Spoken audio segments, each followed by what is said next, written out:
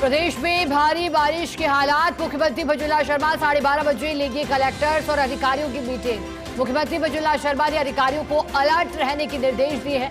प्रभावित लोगों को तत्काल सहायता प्रदान करने के लिए एक प्रभावी और सक्रिय दृष्टिकोण रखें ताकि वर्षा से उत्पन्न स्थितियों का तुरंत समाधान किया जा सके।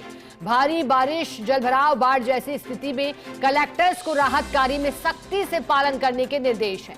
मुख्यमंत्री ने भारी बारिश वाले जिलों के कलेक्टर्स को राहत कार्यों में तेजी लाने के लिए निर्देश दिए हैं और पीने के पानी की आपूर्ति, फूड पैकेट, लाइफ जैकेट्स प्रभावितों के सुरक्षित स्थानों पर पहुंचाने, साथ ही राहत कार्यों को प्रभावी रूप से निर्देश दिए हैं। ज्यादा जानकारी लेंगे एसोसिएट ऐश्वर्या प्रधान हमारे से जुड़े हैं। ऐश्वर्या, अब अलर्ट रहने के लिए मुख्यमंत्री ने निर्देशित किया है, किस तरह से मुख्यमंत्री पहले से ही संवेदनशील, गंभीर दिखाई दे रहे हैं? ऐश्वर्या, क्या निर्देश मुख्यमंत्री के? बड़ा अपडेट यह है कि मुख्यमंत्री भजनलाल शर्मा कल जैसे ही जयपुर पहुंचे थे वैसे ही उन्होंने मौसम की स्थिति को लेकर भी अपडेट लिया और बारिश से उत्पन्न स्थितियों को लेकर वो रोजाना अपडेट लेते हैं। तो कल देर रात उन्होंने अधिकारियों से पूरा फीडबैक लिया और फीडबैक लेने के साथ ही, हालांकि राजस्थान भर में चर्चा का विषय भी एक सियासी गलियारों में गपशप के दौरान बना हुआ है। लोग कहते हैं कि गिरिराज धरण महाराज से इस बार मुख्यमंत्री भजनलाल शर्मा ने विशेष प्रार्थना की है। अब पूरी अच्छी खासी बारिश हो गई है, लेकिन बारिश और भी तेज है और बारिश से हालात बिगड़ना नहीं बोलते। इसका सबसे बड़ा कारण हम ये कह सकते हैं कि इंद्रदेव तो मेहरबान है, ईश्वर भी खास तौर पर कृपा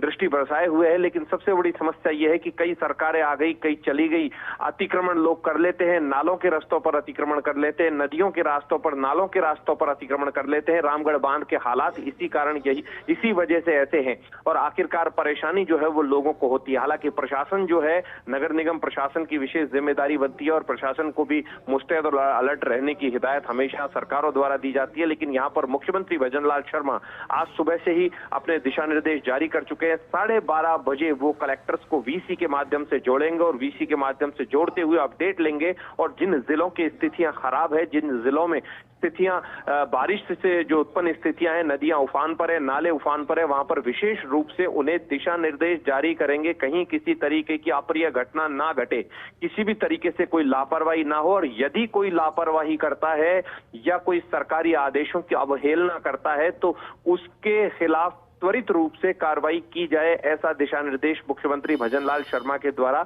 दिया जाने वाला है। और मुझे लगता है कि ये मीटिंग काफी लंबी भी चलेगी। इस मीटिंग में सभी संबंधित उच्चाधिकारियों को बुलाया गया है और अभी से ही अलर्ट रहने के निर्देश दे दिए, क्योंकि बारिश के बाद चाहे भले ही नावों की व्यवस्था हो या फिर मिट्टी के जो कट्टे भरकर रखे जाते हैं उनकी व्यवस्था हो, कहीं पर खड्डे हैं, उन खड्डों से बचाव के लिए लोगों को संकेतक लगाए जाएं और ट्रैफिक के हालात सुधारे जाएं। और खास तौर पर हम भी फर्स्ट इंडिया न्यूज के माध्यम से इस वक्त जो फर्स्ट इंडिया न्यूज देख रहे हैं उन्हें इस बात की गुजारिश करेंगे, आग्रह करेंगे कि लोग घरों से आज बेवजह ना निकले। यदि विशेष कार्य के लिए जाना पड़े तो निकले, क्योंकि ट्रैफिक में भी फंस सकते हैं और ट्रैफिक में फंसने का कारण ये होता है कि आसपास गाड़ियों की गति धीमी हो जाती है, स्पीड धीमी हो जाती है, इसलिए ट्रैफिक की समस्या भी आती है। थोड़ी देर और ये बरसात अभी चलने वाली है। मुझे लगता है कि रिमझिम जो है सावन की बारिश वो तो चलेगी है, लेकिन तीव्र गति से जो बारिश हुई है उसके लेकर मुख्यमंत्री ने मुस्तैदी से अपने अधिकारियों को बुला लिया है और ज्यादा देर नहीं है, लगभग 11:30 बज गए हैं। 12:30 1 बजे के आसपास ये बैठक शुरू हो जाएगी और मुख्यमंत्री सभी अधिकारियों से फीडबैक लेंगे। जिला कलेक्टर, संभागीय आयुक्त भी जुड़ेंगे और पूछेंगे कि अब तक की बारिश का अपडेट क्या है, आप लोगों ने अभी तक क्या किया है और किस जिले की क्या स्थिति है। मुख्यमंत्री के पास जो होमवर्क है, जो भारतीय जनता पार्टी के जिला अध्यक्ष है या कार्यकर्ता हैं, उनके माध्यम से जो फीडबैक आया है, उस फीडबैक के बाद वो क्रॉस चेक भी करेंगे कहां पर क्या स्थिति है। और भारतीय जनता पार्टी के जो पदाधिकारी है वो भी भारतीय जनता पार्टी प्रदेश कार्यालय में इस बात का फीडबैक दे सकते हैं, जिसे लेकर मुख्यमंत्री उस फीडबैक के आधार पर भी अपने दिशा निर्देश दे सकते हैं। लेकिन ये तय मानकर चलिएगा, कहीं पर किसी ने यदि आज लापरवाही की है तो मुख्यमंत्री इस मामले को लेकर बेहद गंभीरता से लेंगे। कहीं लापरवाही हुई है तो हो सकता है कई अधिकारी नप जाएं सीएमओ के द्वारा, क्योंकि पिछले दिनों एक दृश्य हमने देखा था कि 2 एसडीएम स्तर, एक तहसीलदार स्तर के अधिकारी जो है उन्हें एपीओ इसीलिए किया गया था कि उन्होंने लापरवाही की। और आम जन के साथ हम भी यही चाहेंगे कहीं कोई लापरवाही नहीं हो, सभी लोग जुटे रहें, स्वयंसेवी संस्थाएं भी आगे आए इस तरीके के माहौल में। यदि बारिश तेज होती है तो सरकारें तो अपना काम करती है, स्वयंसेवी संस्थाएं, आम जन या फिर और जो लोग हैं वो एक दूसरे की मदद करें। लेकिन बारिश में सबसे महत्वपूर्ण चीज होती है स्वयं को भी अलर्ट रहना और आसपास के लोगों को अलर्ट करना, उन्हें जागरूक करना। शिखा। और ऐश्वर्या जी, ये कह सकते हैं भारी बारिश को देखने का आपने एक नया दृष्टिकोण भी दिया और अच्छा दृष्टिकोण भी दिया। अब सवाल यह है कि जब मुख्यमंत्री की बैठक होगी तो जनजीवन अस्त व्यस्त ना हो, मार्ग अवरुद्ध ना हो, इसको लेकर आपने कहा होमवर्क तो कर लिया गया है, लेकिन क्लास वर्क ठीक से हुआ या नहीं, ये कैसे मुख्यमंत्री मॉनिटरिंग करने वाले हैं? ऐश्वर्या जी, शिखा, बिल्कुल सही सवाल है। मॉनिटरिंग के 3 स्तर होते हैं। मॉनिटरिंग हमेशा एक आम जन के द्वारा जो फीडबैक मिलता है उसके द्वारा मॉनिटरिंग होती है। दूसरी मॉनिटरिंग होती है जिला प्रशासन के द्वारा मॉनिटरिंग, और तीसरी मॉनिटरिंग होती है कि मुख्यमंत्री जो होते हैं उनकी स्वयं की अपनी एक टीम होती है। हर जिले में एक दो ऐसे प्रमुख लोग होते हैं जिनसे मुख्यमंत्री का अक्सर संवाद रहता है।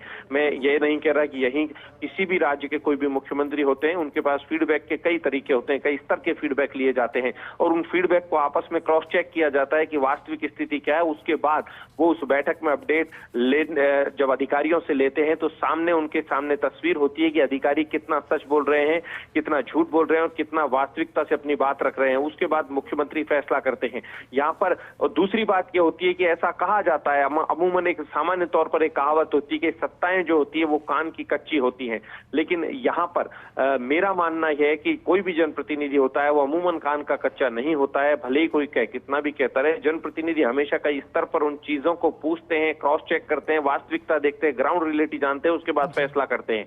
तो यहाँ पर आज की स्थिति यही है कि जो जिला कलेक्टर आज की बारिश में जनता के बीच में है, फील्ड में है, जो एसडीएम जनता के बीच में है, फील्ड में है, तहसीलदार फील्ड में है, और जो पुलिसकर्मी है या फिर नागरिक सुरक्षा से जुड़े लोग हैं या होमगार्ड्स हैं या दूसरे जो लोग हैं जिन्हें जो ये दायित्व दिया गया है, वो यदि फील्ड में है, क्षेत्र में है और अपना कार्य कर रहे हैं, तो ये भी तय मान कर चलिएगा कि 15 अगस्त जब आएगा तो उन्हें हो सकता है अवार्ड दिया जाए या उन्हें मुख्यमंत्री के द्वारा, जिला कलेक्टर के द्वारा, संभागीय आयुक्त, जिला प्रभारी मंत्रियों के द्वारा उन्हें सम्मानित किया जाए, उनको प्रोत्साहित किया जाए, क्योंकि जो सरकार में अच्छा कार्य करते हैं उन्हें हमेशा प्रोत्साहित करने से उनका उत्साहवर्धन होता है, और जो काम अच्छा नहीं करते हैं उन्हें हतोत्साहित किया जाना भी अति अवश्यंभावी होता है। उन्हें यदि हतोत्साहित किया जाए तो जो लोग अच्छा कार्य करते हैं वो और ज्यादा उच्च स्तर से प्रोत्साहित होंगे। शिखा, बिल्कुल ऐश्वर्या जी, और कह सकते हैं बारिश से हाहाकार ना हो, इसको लेकर सीएम का महामंत्र। बहुत शुक्रिया आपका ऐश्वर्या जी, साथ जुड़ने के लिए, जानकारी के लिए।